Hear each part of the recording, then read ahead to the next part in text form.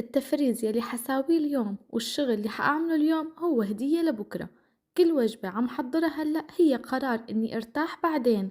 يمكن أبسط الأشياء هي اللي عم توفر علينا أكبر تعب.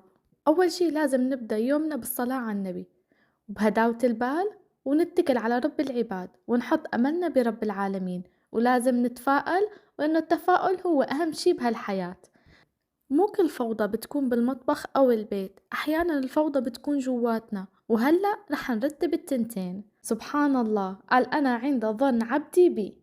انتي شو بتظني برب العالمين بتلاقوا. لازم نضل على أمل وعلى يقين إنه رب العالمين رح يفرجها علينا وييسر أمرنا ويحقق كل شي منتمناه إن شاء الله. إذا كان خير، إذا كان شر رب العالمين إن شاء الله بيصرفه. في كتير شغلات رح نعملها بهذا الفيديو رح توفر علينا وقت وتعب.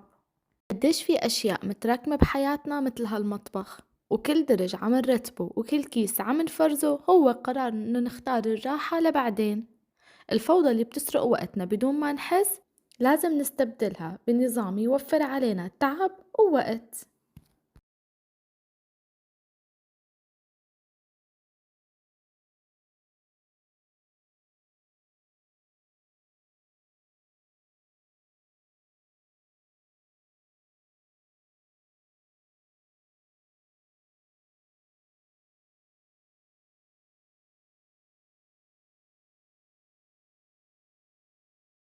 عنا هون صدور دجاج شرحات حصرا منقطعة على شرايح رفيعة، وهي الشرايح بعد ما نقطعها بنقسمها بالنص وتكون بهذا الشكل تماما. بس قبل ما نقطعها أكيد بدنا ننظفها ومنشيل كل العروق منها.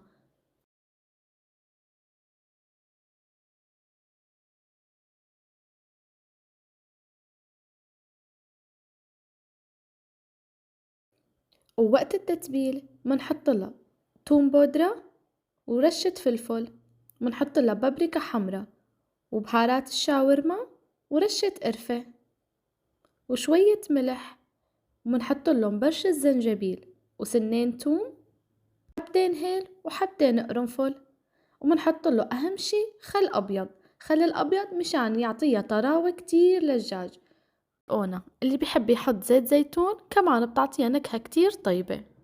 خلطت الدجاج كتير منيح مع البهارات، وتقريبا تركتهم ساعة أو ساعتين لينقعوا مع بعض، والدجاج يتشرب البهارات كلياتها قبل التفريز.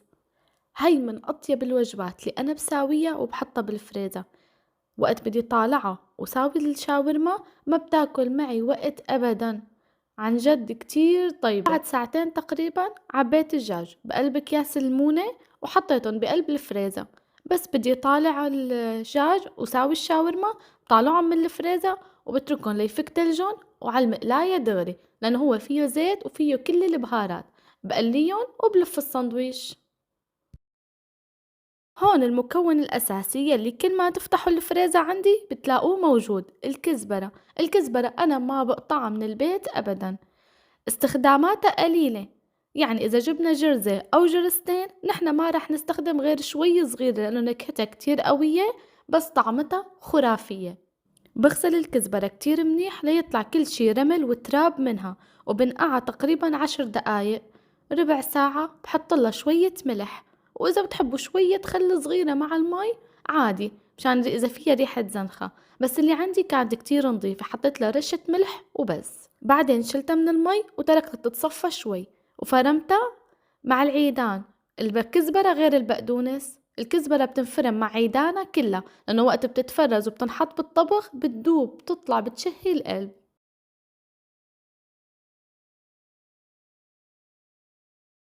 بعدين حطيتها بأكياس مونة وفرغت منها الهواء تماما، مشان ما الهواء بيعطي كتل تلج بقلب الكزبرة. بنحاول نفرغ الهواء تماما ومنلف الكيس على الكزبرة ومنحطها بالفريزر. وكل ما بدنا نطبخ منطالعها من الفريزر على الطنجرة دغري، ما منطالعها ومنحطها على المجلة ومنتركها تدوب وهيك بتعطي مثل المقمقة.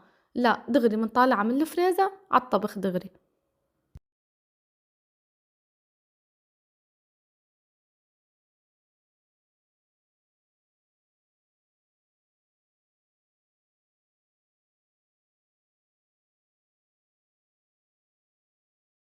شايفين ما شاء الله لونها بالطبخ بتضل خضرة وفريش.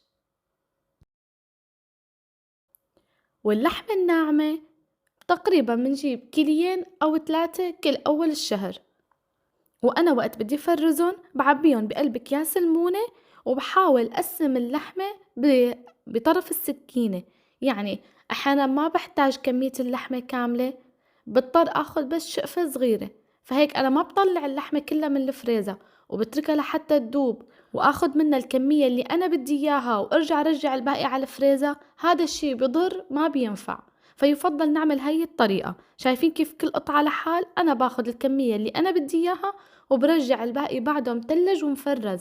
تمام؟ هيك ما بتكون دابت معنا اللحمة.